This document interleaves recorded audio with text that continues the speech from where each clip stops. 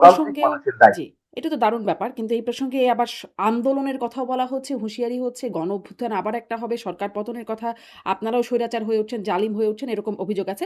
ওই আন্দোলনের প্রসঙ্গটা একটু পরে আসি। কিন্তু এই শিক্ষার্থীদের আন্দোলনের বিষয়ে যেটি স্বরাষ্ট্রমন্ত্রী বললেন যে, এই আন্দোলনে বহিরাগতরা ঢুকে গেছে। অনেক বহিরাগতরা আসলেও দেখা যাচ্ছে গণমাধ্যমে তাদের চেহারা দেখা যাচ্ছে। এবং তিনি বলছেন যে, এই আন্দোলনকে খুব একটা গুরুত্ব দিচ্ছেন না, মনোযোগ দিচ্ছেন না। মানে এইটা আসলে কেমন? কারণ এরকমই একটা মানে একটা কোটা ইস্যু থেকে শুরু করে পুরো সেই প্রভাবশালী, প্রতাপশালী আওয়ামী লীগ সরকারের পতন হয়ে গেল। আপনারাই সেখানে সেই পতনের পেছনে বা আপনারা সাক্ষী।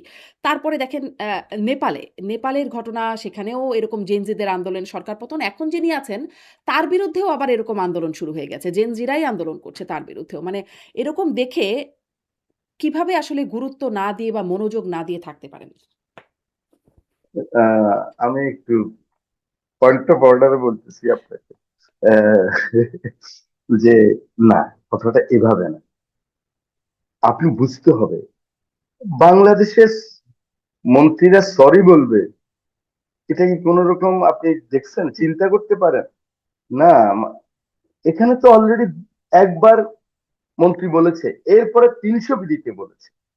এখন আমি আবার বলতেছি, মাননীয় স্বরাষ্ট্রমন্ত্রী ওনার পারসেপশন থেকে যেটা বলেছে, উনি হয়তো অন্য ধরনের বুঝাতে চাচ্ছেন। শেষের দিকে যারা এসে এইটাকে মানে ঘোলা পানিতে একটু সুযোগ দিতে চেষ্টা করছিল, এবং সেটা তো বিরোধী দল বুঝে গেছে, এবং বাংলাদেশের মানুষ এখন বুঝে গেছে যে না, কিন্তু আমরা ক্ষমা চাইতে হবে। আমি যেটা বুঝি, ক্রাউড, আবার বলি ক্রাউড, কোট আনকোট, তার কাছে কোনো লজিক নেই, হুম।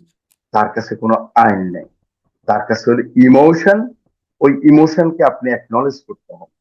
এবং ওই ওই ওই ক্রাউডের ওখানে আমি যত ফিলসফি দেব, লজিক দেব, আইন দেব, ওই ক্রাউডটা যদি জনগণের ক্রাউড হয়, মানুষের ক্রাউড হয়, তা ওকে রাজনীতি দিয়েই মোকাবেলা করতে হবে। কিন্তু ধরেন এই যে সেখানে দাবি করলেই অন্য মেনে কোনো নেওয়া, শক্তি দিয়ে। দাবি করলে ক্রাউডের ইমোশন বুঝে আপনারা মেনে নেবেন বা আন্দোলন শক্ত হলে সেটিতে মেনে নেওয়া বা অবস্থানে দুঃখ প্রকাশ করা, তাহলে তো এটা কি একরকমভাবে আন্দোলনকেও উৎসাহিত করবে না? নিশ্চয়ই দুঃখ প্রকাশ করা একটা ভালো সংস্কৃতি। তার সাথে, সাথে এটাও জানতে চাই যে আন্দোলনকেও উৎসাহিত করবে কিনা? ধরেন এই কয়দিনের আন্দোলনে মানুষ ত্যক্ত বিরক্ত একদম। সাধারণ মানুষ হাসপাতালে যেতে পারছে না, তাদের কর্মক্ষেত্রে যাবার ক্ষেত্রে এমনিই জলাবদ্ধতা ইত্যাদি সমস্যা আছে। তার উপরে এটি একদম খুবই মানে বাজে অবস্থা বলে জানতে পারছি। ফলে এটি একরকম আন্দোলনকে উস্কে দেবে না যে সরকারকে একটু দাবি করলে, ক্রাউড করতে পারলেই তো সরকার মানবে। হ্যাঁ, আপনি দেখেন, মানে সেলফ কন্ট্রাডিক্টরি হয়ে যাচ্ছে। স্বরাষ্ট্রমন্ত্রী মহোদয় একটু করে যখন বলছে, তখন আবার এটাকে ধরছেন, হুম, বা আরেকজনে ধরবে। আবার যখন আমি বলবো যে যে ক্রাউডকে অ্যাকনলেজ করতে হবে, হ্যাঁ, আমি অ্যাড্রেস করতে হবে, আমি বলছি যে সব দাবি মেনে নিতে হবে এটা না, অ্যাড্রেস করতে হবে। ওটাকে হালকা ভাবে দেখা যাবে ক্রাউড। ওটা বোঝাবার চেষ্টা করছি। ওটাকে অ্যাকনলেজ করতে হবে, করে সমাধানের চেষ্টা। আর সবসময় সমাধান কিন্তু দুই ভাবে হয়, উপরে নিচে দুই ভাবে হয়। এবং মোটিভেশনটা হলো মেইন। সেখানে তো অন্যরা চাইবে, অপশক্তি সবসময় থাকে। আমি ওটাকে এই কারণে পারি নাই, এই কারণে পারি নাই, এটা বললে হবে না। ওগুলো এক্সকিউজ, লেম এক্সকিউজ হোক আর জেনুইন এক্সকিউজ হোক, হুম। ওটাকে আমি মাথায় নিলে হবে না। আমি যখন একটা মুভমেন্ট হবে, যতটুকু ন্যায়সঙ্গত, অতটুকুকে আমি মেনে নিই। আমি মনে করি এটা, এর বাইরে অন্যায় কিছু তো মানা যাবে না। যেটা দেশের ক্ষতি হবে, রাষ্ট্রের, আমার ব্যক্তির ক্ষতি হলে অসুবিধা নেই, কিন্তু যদি আমি বুঝি রাষ্ট্রের ক্ষতি হবে, এখন আসলে কি ছাত্রদের করবেন? পরীক্ষা আন্দোলনটা নিয়ে। তো থামলো না। মানে আন্দোলনটা তো যে থেমে গেল তা তো না। এখনো মানুষের ভোগান্তি হচ্ছে আন্দোলনকারীদের জন্য। শিক্ষার্থীরাও ভোগান্তিতে আছে মানে আন্দোলন করছে বিধায়। ফলে মানে সমাধান কি? এখন আপনার গতকালকে থেকে তো আন্দোলন তো পর্যায়ে নেই। হুম। আর আমি কি দেশের বিভিন্ন এখনো জায়গায় লক্ষ্য দেখলাম করছেন? শিক্ষার্থীরা জড়ো হচ্ছে, তারা আন্দোলন করছে। ঝড় হচ্ছে, ওটা 13 তারিখের পরীক্ষা আবার বন্ধ করতে চাচ্ছে। মানে 13 তারিখ যেটা হচ্ছে, হুম, বলে ওটাও বন্ধ করে দাও, আবার দাও, আবার পরীক্ষা নেই। আপনি বুঝতে হবে, একটা অস্থিরতা তো আছে। হ্যাঁ, মানে ইয়াংদের মধ্যে। আর শুনেন একটা জিনিস, খুব হালকা হয়ে যাবে তবুও বলি, আমরা যখন স্কুলে পড়তাম, বৃষ্টি হলে রেনির ভালো ছাত্র, যে আমার রুল নম্বর, তখন তো রুল নম্বর হুম। একটা, আর ওটা আমার বোনের এক ছিল, আমার দুই ছিল, আমরা একই ক্লাসে পড়তাম বা একটু নিচে। রেনি ডে হলে ছুটি হবে, আমিও চাই ছুটি হবে, ভালো ছাত্র যে। মানে ঘন্টা বাজায় দিল একদিন দুষ্টামি করে, এপ্রিল ফুলের দিন, হুম। 1 এপ্রিল, এপ্রিল ফুল ছিল। ঘন্টা বাজায় দিল, সব হুড়মুড় করি আমরা স্কুল থেকে বের হয়ে গেলাম। হেভি মজা কিন্তু এটা। কথাটা বুঝলেন না? তো এই জেনারেশন তো আরো অনেক ফাস্ট।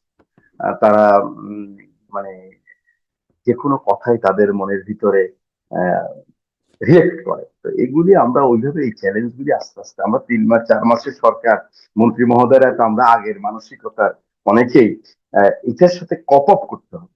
এই সেন্টিমেন্ট কপ আপ করে, যেমন আপনারা ডিজিটাল ডিজিটাল যখন পদ্ধতি আসলো, ডিজিটাল আইন হলো না, আরো নতুন নতুন আইন করতেছে না, আপনি কথা বলতেছেন এইভাবে, আপনাকে দেখাই দিল আরেক ভাবে, এআই দিয়ে আরেকটা করে দিল, শারমিন বললো একটা করলো হুম, একটা, সেজন্য তো নতুন নতুন আইন হচ্ছে। আমি মনে করি আমাদেরকে পরিশোধিত করতে, এই যে নিউ জেনারেশনের সাথে, আপনি নেপালের কথা বললেন, দেখেন কত বড় ঘটনা ঘটে গেল, আবার এখন ওখানে হুম। বিপ্লব চাচ্ছে, ওখানে চেঞ্জ চাচ্ছে। এগুলি হবে, এগুলির জন্য আমরা ওই ডিজিটাল যেরকম আইন হচ্ছে, আমরা এরকম নিজেদেরকে তৈরি করে নিতে হবে, যে পরিবেশ পরিস্থিতিতে কথাবার্তায় চলনে বলনে সততায় নিষ্ঠায় আমরা নিজেদেরকেই তৈরি করে নিতে হবে। এই জেনারেশন, এই রাষ্ট্রের যে মালিক যারা, তাদের সাথে। জি। এবার একটু আসি বিরোধী দলের সেই যে আন্দোলনের হুমকি, হুঁশিয়ারি দিচ্ছেন, সরকার পতনের কথাও বলছেন, ওই যে প্যাকেট করার কথা তো আছেই সাথে, এরকম ধরনের কথা বলছেন। মাননীয় আমির সাহেব তিনিও বলছেন যে স্বৈরাচার হয়ে ওঠা বা জালিম হয়ে ওঠার যে বার্তাটা দিচ্ছেন। আপনাদের বিরুদ্ধে যে মূল অভিযোগ মানে বিএনপি বা সরকারের বিরুদ্ধে যে মূল অভিযোগ সেটি হচ্ছে আ গণভোটের রায় না মানা। সংবিধান সংস্কার পরিষদ সেই গণভোটের রায় অনুযায়ী হবার কথা আপনারা আ করলেন না। মানে মাননীয় স্বরাষ্ট্রমন্ত্রী সংসদে বললেন যে, তখন আসলে নির্বাচনের স্বার্থে নির্বাচনটা যেন হওয়া যায়, সেজন্য অনেক কিছুই মেনে নিতে হয়েছে বা করতে হয়েছে। এখন আসলে নির্বাচন হয়ে গেছে, আপনারা মানে 2/3 এরও বেশি মেজরিটিতে সরকারে চলে এসেছেন। এখন আ মানছি না বা এরকম একটা অবস্থানে যাওয়া, সংস্কার পরিষদ না করা, এটিকে যদি বলি আপনারা পল্টি নিচ্ছেন, ভুল বলা হবে? আপনি বলতে পারেন, আপনার তো বলার রাইট আছে, কিন্তু আমি কি বলি শুনুন। কতদিন কথা হচ্ছিল জুলাই জাদুঘর আমরা চাই না। এই জুলাই জাদুঘর, ওটা যে ঢাকায় আসেন, আপনার দাওয়াত রইল, ওয়ান্ডার, আপনার কিচ্ছু লাগবে না। এই যে বিদেশি কিছু কিছু হিউম্যান রাইটস এটাই বলে না, অমুককে আটক রাখছেন কেন, অমুককে ওদের সাথে কথা বলতে দেন, জেলখানা এই করেন, দেখি আমি কিন্তু সংসদে কাজ করি, আমি তো এগুলি দেখি, হ্যাঁ। শুধু জুলাই জাদুঘর যদি তারা দেখে তখন বুঝবে। সবাই বলতেছিল যে জুলাই ফাউন্ডেশনকে বিএনপি অ্যাকনোলেজ করেন, জুলাই জাদুঘর ওপেন করেন। মাননীয় প্রধানমন্ত্রী, আপনি যেটা লক্ষ্য করবেন, উনি কিন্তু খুব ধীর শান্ত লয়ে চলছে। ওনার দৃষ্টি হলো ওনার পিতার মতো। ওনার পিতা যেরকম তীক্ষ্ণ ছিলেন, ঠিক ওরকম দৃষ্টি রাখেন। আমি জানেন আমি সমালোচনা করি, আমার অভ্যাস আছে সমালোচনা করা, কিন্তু যেটা আমি লক্ষ্য করেছি, ওনার দৃষ্টিকে ভীষণ আছে ওনার। মানে 6 মাস পরে, 1 বছর পরে, অনেকে উনি বলে না, উনি বলছে যে আই হ্যাভ এ প্ল্যান, অনেক কথা বলে। কিন্তু আমি তো ওনার সাথে দীর্ঘদিন কাজ করেছি, উনি যখন বিদেশে ছিলেন তখনও আন্ডারগ্রাউন্ড কাজ করেছি।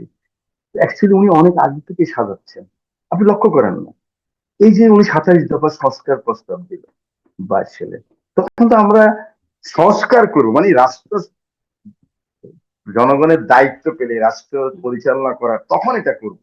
এটা চিন্তা করা যায়? ঘরে থাকতে পারি না, বাড়িতে থাকতে পারি না, 2 মাস নিজের স্ত্রী ছেলে মেয়ের সাথে দেখা হয় না, কিন্তু তারেক রহমান বলছিলেন যে হবে। আপনি বিশ্বাস করুন, লন্ডনে আমার সাথে দেখা হলো 23 সালের পরে, 28শে অক্টোবর যেটা হলো, এরপরে। তো আমাকে উনি প্রশ্ন করলেন, এরকম বসে রয়েছে, কফি খাচ্ছি, তুমি তো কোনো অফিস টফিস ছিল না, মানে রেস্টুরেন্টে কফি শপে বসে, উনি কোনো নিজে কোনো অফিসও নেন। তো আমাকে প্রশ্ন করলেন হঠাৎ করে, আচ্ছা বলেন তো, আমাকে উনি এমপি সাহেব বলতেন তখন, আমি তো এমপি না তখন, হুম, তারপরও বলতেন এমপি সাহেব। এমপি সাহেব, বলেন তো, আওয়ামী লীগের যদি কখনো পতন হয়, এই যে গোপন কথা বলে দিলাম আপনার কাছে, যদি পতন হয়, হুম, তাহলে আওয়ামী লীগের হাল ধরবে কি? বিশ্বাস করেন আমি হুম, হুম, বুঝতেছিলাম না একদম। মানে উনি আমার থেকে 1.5-2 ফিট দূরে। আমি বলি কি বলে, মানে আমি ওই নাটকের ফ্রিজ শট হয়ে যায় না, হুম, এরকম, ঠিক এরকম হয়ে গেছে। 10 সেকেন্ড উনি বলতেছে, এমপি সাহেব বুঝেন নাই? আমি বলছি হ্যাঁ বুঝছি। তখন আমি নাম বলা শুরু করলাম যে আহ, তোফাইল ভাই অসুস্থ, আমু ভাই এই, তারপরে আহ, কাদের ভাই তো একটু বেশি আনপপুলার, নানক ভাই এরকম। তবে সাবের হোসেন চৌধুরী হলে মনে হয় মোটামুটি চলবে। হুম, কিন্তু আমার মনে খুব প্রশ্ন, কি বলে উনি, আমরা 50 মিনিট থাকতে পারলাম না 10-12 লাখ লোক নিয়ে, উনি আমার কি কথা বলে আওয়ামী লীগের পতন হলে? এক্সাম্পলটা এই জন্য দিলাম, ওনার বিশ্বাস ছিল আওয়ামী লীগের পতন হবে, সেই জন্য উনি 27 দফা সংস্কার প্রস্তাব দিচ্ছে। এটাকে আবার সবার সাথে, এই জমাতেও ছিল, বিরোধী দল ছিল, ওনারা অনুরোধে 31 দফা সংস্কার প্রস্তাব হলো। কথাটা এই কারণে বললাম যে উনি খুব ধীর শান্ত লয়ে উনি উনি চলছেন। হয়তো ওনার কিন্তু মেকআপ হয়ে গেছে, যেটা দরকার এই জেনারেশনের সাথে, এই দেশের সাথে, এটা উনি কিন্তু নিজের রপ্ত হয়ে গেছে। আমরা এখন ওনাকে ফলো করতে হবে। উনি কি বলে, কি চায়, আমরা যারা আছি এমপি মন্ত্রী, আমাদের অসংখ্য নেতা কর্মী, আমরা ওটা ফলো করতে পারলে আপনি দেখবেন যে 1 বছরের মধ্যে আমরা, মানুষের যে আকাঙ্ক্ষা, আকাঙ্ক্ষা তো পূরণ হবে না ভাই 50 বছরের কিন্তু এই আমি যে প্রশ্নটা করছিলাম, মনোজগতে। আপনি খুব